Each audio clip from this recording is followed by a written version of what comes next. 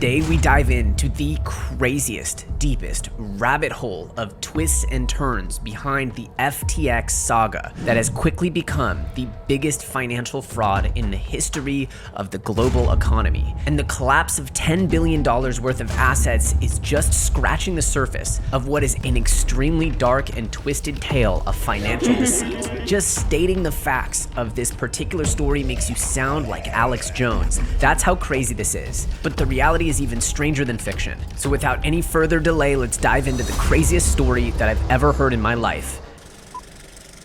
This all began a few weeks ago when Alameda's balance sheet leaked. Now, Alameda is the company that Sam Bankman-Fried from FTX created before he created FTX. It was his trading firm that started back in the 2017 and 2018 crypto run. Now, users were super dismayed to find that significant chunks of the Alameda balance sheet were comprised of altcoins that pretty much no one had ever heard of, with extremely low trading value, and people began to wonder what the heck is going on if Alameda has the majority of their balance sheet tied up in assets like these. Shortly after that balance sheet leaked on November 6th, CZ said that things had come to light and that he would be selling all of his FTT tokens. Now, if you know CZ, you know he never sells anything. He has a policy of long-term holding, and this, the way he framed it, made it sound like something was truly wrong with Alameda, and people began to suspect that something might be wrong with FTX. Now, as you know, instantly when I heard that news, I started tweeting about it and even made a video here on the channel saying, look, we don't know what's going on here, but get your coins off of exchanges. There's absolutely no reason to keep coins on an exchange, especially if there are rumors that that exchange could be insolvent. Then we get a now deleted tweet by Sam Bankman-Fried saying, hey, someone's trying to come after us with rumors. FTX is fine, assets are fine, details. Shortly after, FTX has enough to cover all client holdings. We don't invest client assets, even in treasuries. We have been processing all withdrawals and will continue to be. Some details on withdrawal speed. Banks and nodes can be slow. But with blood in the water, the Bankrun was fully underway, and people began to suspect that Alameda had taken out loans against some of these illiquid and lesser-known altcoins and borrowed real money against them that they would have to repay if these dropped in value. Some of the biggest, brightest, and most respected minds in the entire crypto space came out batting for FTX, saying there was a sub 1% chance that they thought Alameda and FTX would actually be insolvent. But we didn't have to wait for long. The Bankrun was underway, and 2 days after I made my warning video and CZ put up his tweet, withdrawals were paused for FTX.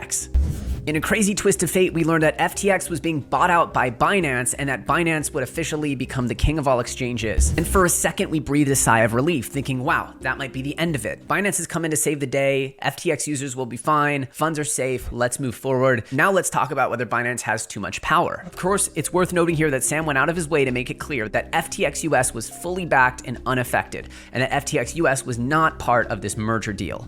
But unfortunately, as quickly as Binance came out as a savior, they disappeared, stepping away from the FTX deal after taking one look at the FTX books. This happened in less than 24 hours. That's how you know how bad it was. Quickly thereafter, we had reports of Sequoia, one of the biggest and most sophisticated tech investors in the history of the internet. Well, guess what? They marked their $200 million investment down to worth zero.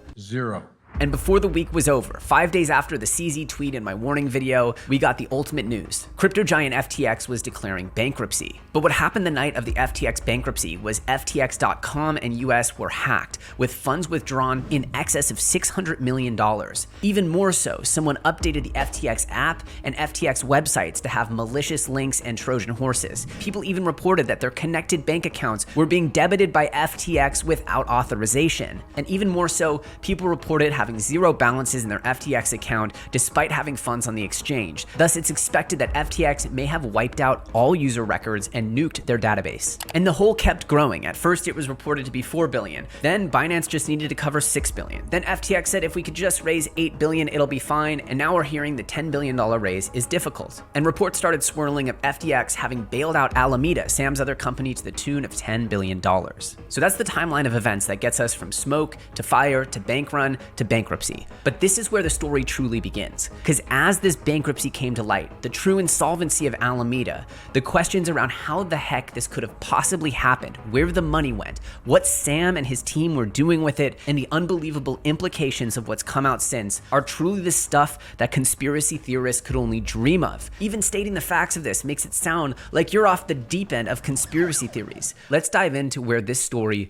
becomes absolutely insane. Because we need to explain how the savior of crypto, who was warning that some crypto exchanges are already secretly insolvent. Obviously, this is one of the biggest cases of projection that I've ever seen in the history of humanity. But remember, this was the company that was supposed to rescue Voyager, which went bankrupt earlier this year, and return funds to users. The sponsor of the MLB, best friends with Tom Brady, and the man planning to spend $1 billion on political influence in the upcoming election. At this point, in order to make this make sense, you need to start looking in places that you would have never thought possible. At this point, it feels like we all must be taking crazy pills. So now we're going to dive into what we know now, how Alameda started, how it evolved, how FTX went wrong, and where we think the magical, mysterious money might have disappeared to somehow let FTX get in the hole to the tune of 11 figures. This is where fraud turns into full-on conspiracy, because the only way to explain some of this stuff is a story that continues to blow my mind and is wilder than the plot of most movies. First of all, I want to be clear that the next part of this is not confirmed, proven fact in a court of law, but really it's just the only possible theory that makes any sense, because misplacing $10 billion is not an easy task, and it brings up the questions of if something truly sinister was going on behind closed doors, beyond just being negligent, beyond just gambling. Losing that much money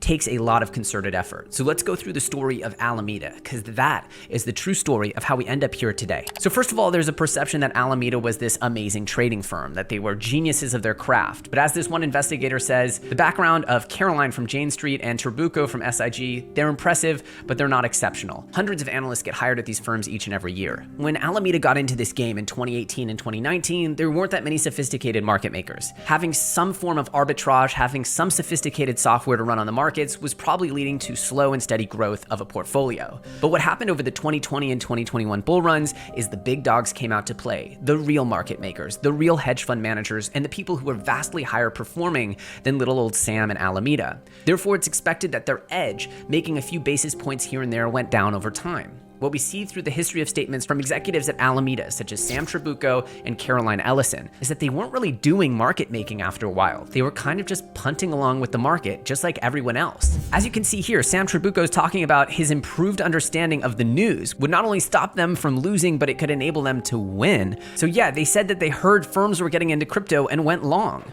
So that's not really a sophisticated hedge fund approach. That's really just punting along with the news that the rest of us have access to. Another good example is the tweet where he says he noticed that Doge went up when Elon tweeted.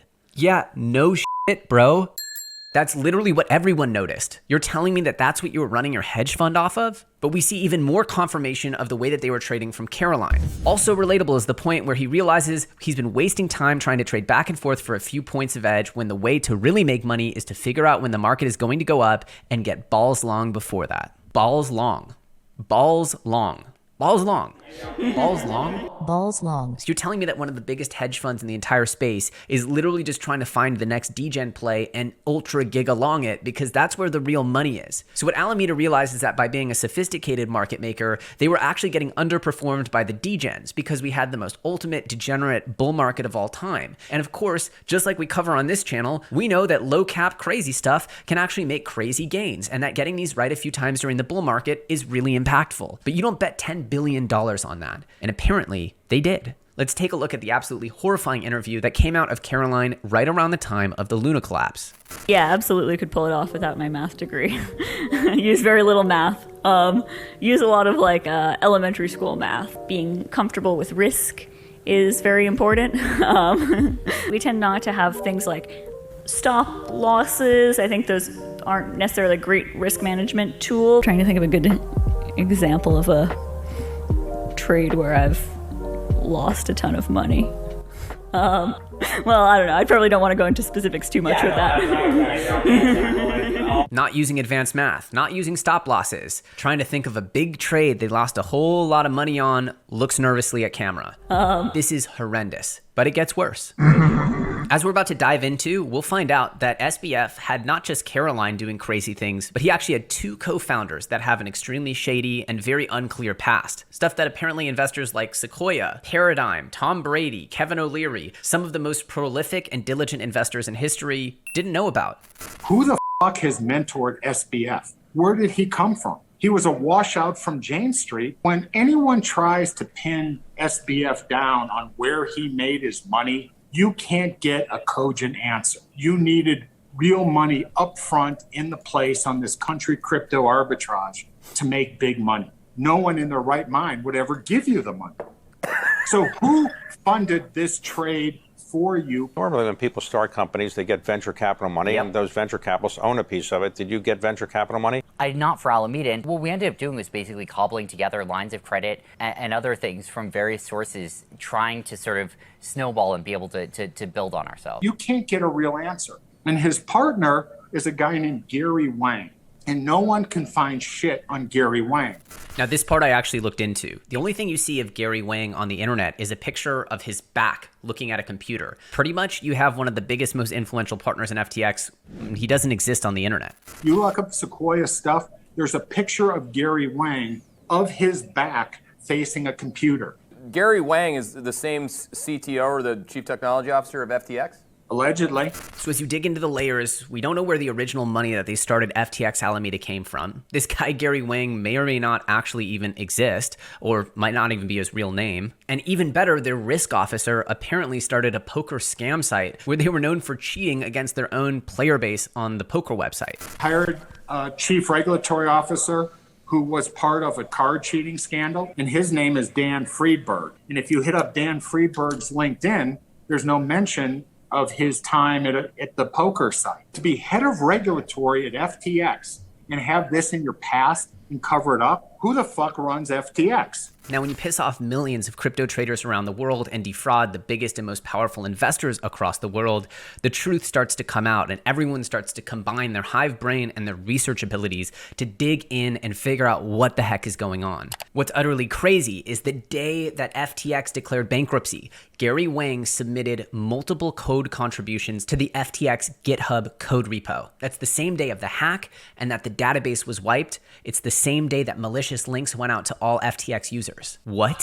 So Gary Wang, we don't know if he's real, we don't know if he's fake, apparently submitted code the day that FTX went under and the major hack happened, as well as a database exploit, as well as the regulatory officer has a shady past of cheating against their own customers. Again, it was well known that FTX was doing this exact same game, cheating against their customers and using Alameda to trade against their customers, seeing all of their positions and knowing exactly how to win. But if you thought this story couldn't get any weirder, any crazier, any more opaque, any more difficult to believe, well, I got some news for you.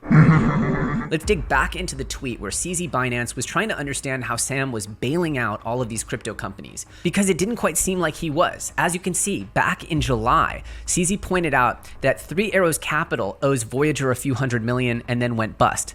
FTX Alameda gave 3AC $100 million but didn't save it. You also see that Alameda invested in Voyager trying to save their assets, but then took a $377 million loan from Voyager and insisted that those assets be custodied, guess where? On FTX. But for some reason, when they needed the money, FTX didn't return it. We also now know that BlockFi is now insolvent and going into bankruptcy. What we also know is that FTX stepped in to save BlockFi. We now see that Sam did the exact same thing with BlockFi, effectively bailing them out, but forcing them to put all their user assets onto FTX. So this was a fake bailout, where really they were just buying whatever was remaining of those user assets, moving them onto FTX, and knowing that they wouldn't actually have to pay out any money to BlockFi because they were going to keep it all within their opaque piggy bank. So we don't know where FTX started, but we know that they made an F ton of money throughout the bull run. We know that they were trusted by top industry players and that their tokens that they launched, such as FTT, their exchange token, as well as Solana and that entire ecosystem performed extremely well. This led more credence to the idea that these were super geniuses and effectively visionaries of the industry. But the truth came out. They were just greedy degens that lost their edge and kept going gig along on dumb stuff. They ended up blowing up in the Luna collapse likely, and it appears that they used fake bailouts of other companies within the space, such as Celsius, Voyager, and BlockFi, to pretend that they were not only solvent, but effectively to move all the assets from those companies into their own asset stack and continue their shell game. But here is where we get something truly strange. What we see here are connections between Sam Bankman-Fried and the head of the SEC, Gary Gensler, as well as Caroline Ellison and Gary Gensler's one-time boss, who hired Gary to teach at MIT. Now, we know that Sam was all over Washington, D.C., throwing money around, lecturing other protocols and founders on how to be more compliant, more transparent, and pretending like he had the keys to the kingdom of regulation. And he almost did.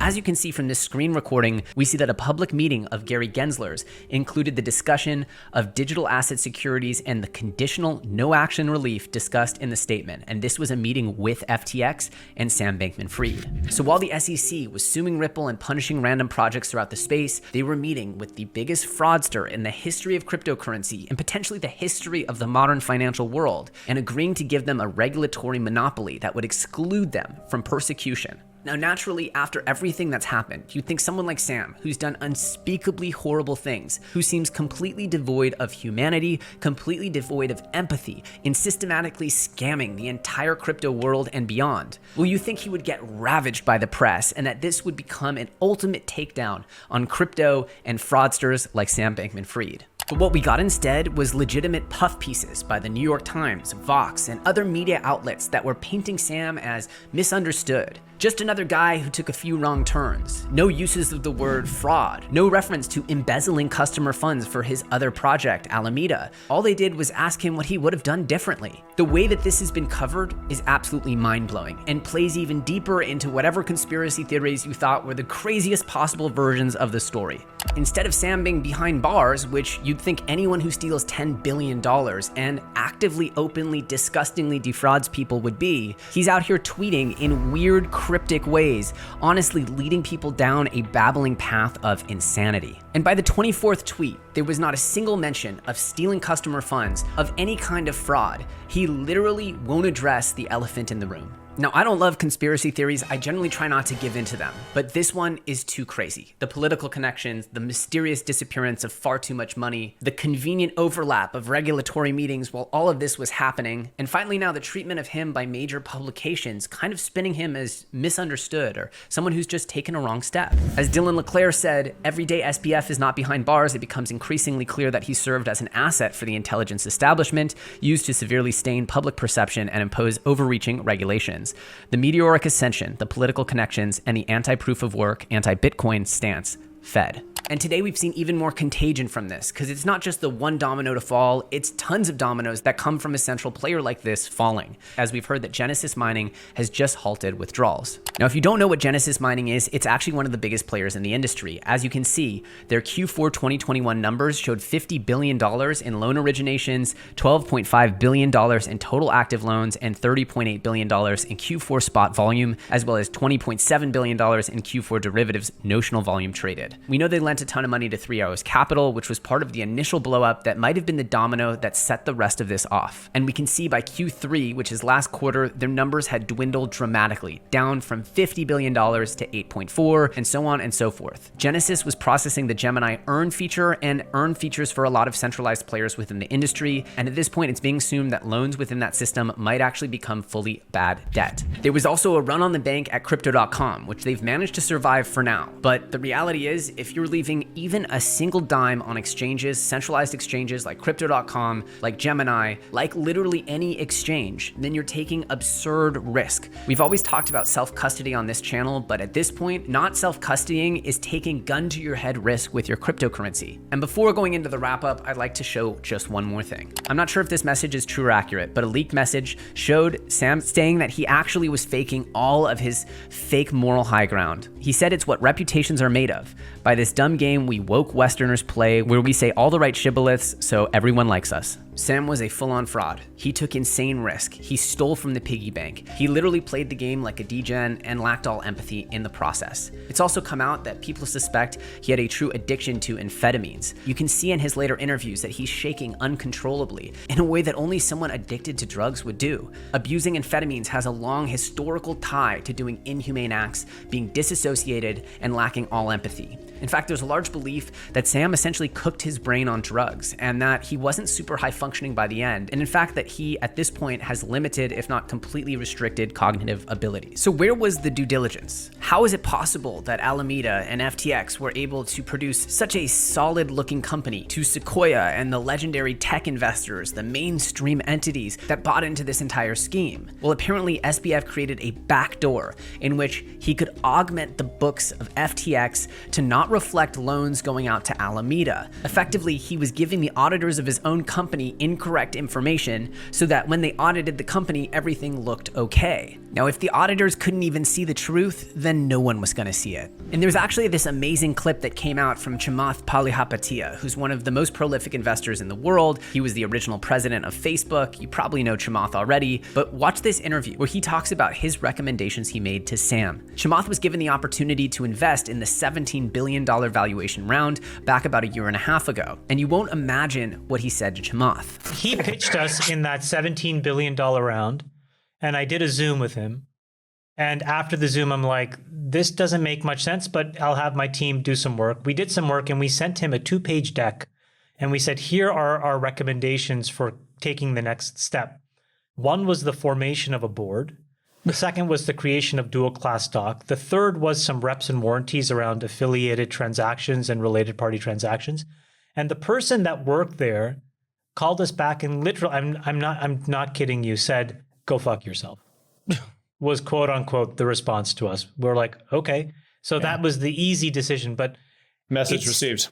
Message received, but I still thought, okay, I'll just put that in the bucket of these guys are unbelievably arrogant and smug. But Brian, I thought what you thought, which is maybe it's because they've created some money-making machine in the Bahamas, and so they have that level of confidence. So let me address this now, because I too was defrauded by FTX. I believed in this brand. I used the product. And even though I was sponsored by FTX, I still talked about self-custody, putting your funds on hardware wallets, and all of the necessary lessons. But I did it. I believed in this brand, and I'm so angry that I did. People have asked how much I was paid by FTX, and the answer is I was never paid by FTX. I spent almost $200,000 producing what I thought would be a landmark educational series for newbies to get into crypto, to learn about all the best practices and stay safe in the industry. And it never got enough views to actually get paid out by the contract. At this point, obviously, I'm never gonna get paid, so I lost $200,000 in the process. And yeah, that stings. That's actually a horrific sting to me. And even though that's a horrific sting to me personally, the realities for me are that I'm upset I ever covered it. And certainly I'm not alone, as the biggest investors, the biggest content creators, the biggest traders, they all got fooled as well. FTX was the only sponsor I've had on this channel for years. I have over 40,000 emails in my public-facing YouTube email address. Almost all of those are sponsorship opportunities and sponsorship offers. I've said no to over 40,000 of these, and the one I took ends up being Sam Bankman-Fried. I'm super upset, and obviously going forward, I won't be taking any sponsors. In fact, I need to spend some time searching around this industry to figure out what is real and what is fake, as many of even the OGs around me have been hit pretty hard by this. Yes, I'm happy I was one of the first to make the warning video telling people that something might be wrong and to get your funds out, but I'm going to be extremely careful in everything I do going forward. And the silver lining here is that everyone around this industry is going to be digging deep into literally every crevice, trying to figure out what's real and what's fake. Each and every day right now, we're learning of a new company that's been affected by FTX. As much as I've been screaming to be in cash and to be out of the markets for the majority of this year, this is my true warning to you all. We don't know where the bottom of the pool is. Getting completely out of crypto for the time being is probably the safest bet, and waiting for this macro storm, which we've been covering aggressively throughout the year, waiting for that to pass, for inflation to come down, and for the Fed to reverse their policies is most likely completely needed before we can expect any kind of meaningful recovery in the industry. My words are pretty simple. It's time to get out, and it's time to wait it out.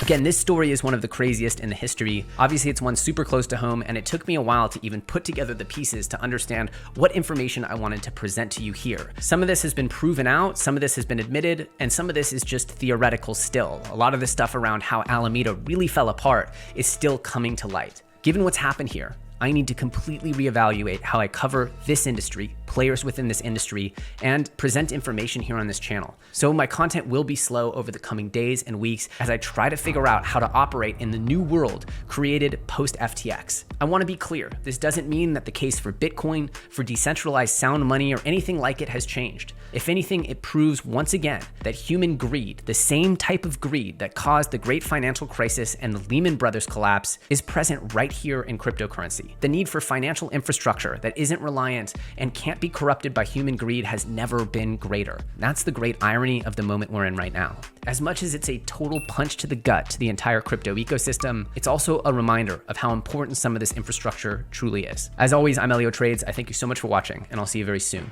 on the next episode.